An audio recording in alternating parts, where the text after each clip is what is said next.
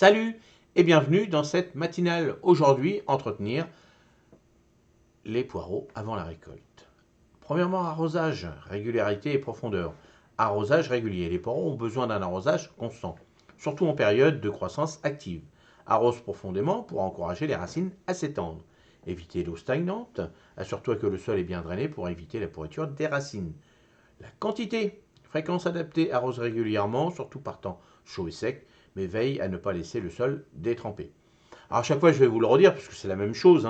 N'oubliez pas, on prend un légume, ou une plante, puis on le met tout de suite dans un morceau de sol. Bon, le légume, il se dit où on va, donc automatiquement, il faut l'aider. Donc la première chose qui va aider une plante, quoi que ce soit que vous plantez, c'est l'eau.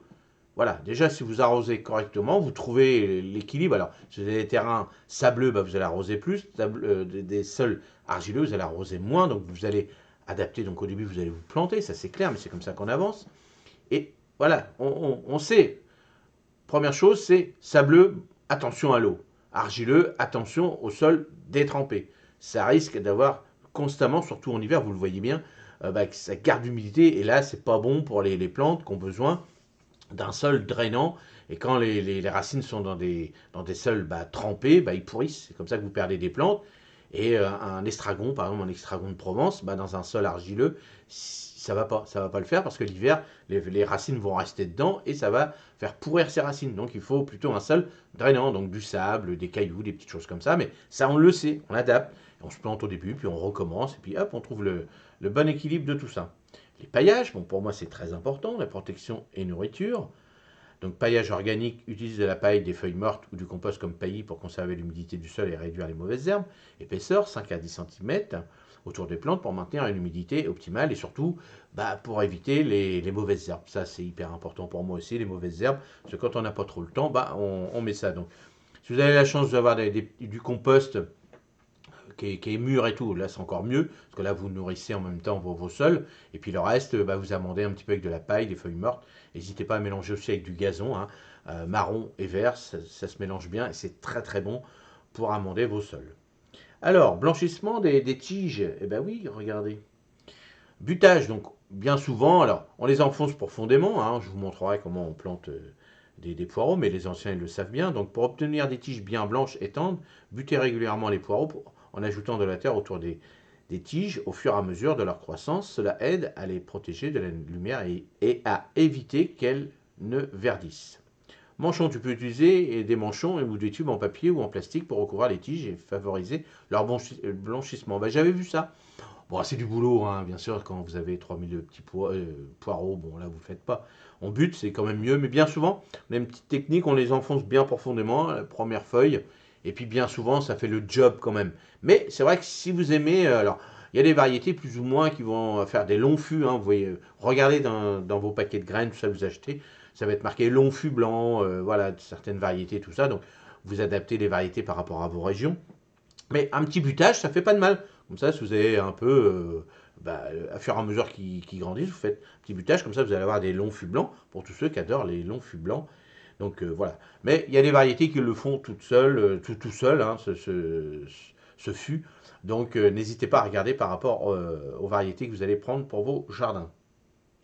Alors, fertilisation. Le boost final de compost, ajouter alors compost ou fumier, ajouter une fine couche de compost autour des plants pour un apport continu en nutriments. Donc bien sûr, un compost bien mûr. Engrais organique, utiliser des engrais riches en azote pour soutenir la croissance des feuilles. Applique-le tous les 2 à 3 semaines. Donc là, utilise un engrais riche en azote, la l'urine, on sait que l'urine, les purins d'ortie par exemple.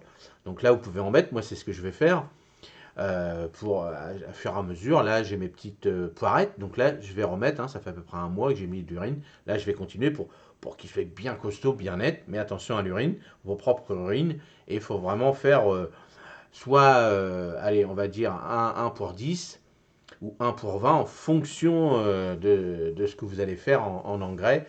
Et donc voilà, vous regardez bien. Je vous avais fait une petite vidéo sur les matinales, comment mettre de l'engrais pour les poireaux. Allez la voir, comme ça vous aurez bien le petit truc. Mais adapté par rapport à vos sols, par rapport à vos régions, ça c'est hyper important. Et surtout, plutôt en mettre moins que trop. Sinon vous allez tout brûler. Puis quand ça commence à être beau, puis que vous brûlez tout, on n'est pas content et bah, c'est pas bon non plus. Cinquièmement, surveillance des maladies et ravageurs. Prévention et traitement. Surveillance régulière, inspecte les. Alors, comme d'habitude, hein, faut inspecter les feuilles, les premiers signes de maladie et autres. Alors surtout là, la mouche du poireau ou la rouille. Bah oui. Alors, la rouille, hein, c'est des petites taches de rouille hein, dessus. Et la mouche du poireau, bah, ça vient piquer, trouer vos fûts. Donc bon voilà. Moi, ça m'est pas trop arrivé. Un peu de rouille quand même, quand c'est un peu humide et tout, ça peut arriver. Donc au début, bah, couper un peu les feuilles. Bon, des fois c'est un peu trop tard, mais bon, ça dépendra du temps. Ça, c'est hyper important. Et les traitements, bon, biologiques, savon noir, les purins, prêle fougère ou insecticide naturel pour traiter le problème dès l'apparition. Ah, c'est pour ça qu'il faut surveiller, surveiller. Je le répéterai tout le temps. Hein, je radote, mais ça, c'est hyper important. Regardez et testez, ça c'est mes mots le plus important et le plus important aussi, prenez du plaisir. Allez, passez une excellente journée et moi je vous dis à demain matin. Salut, merci.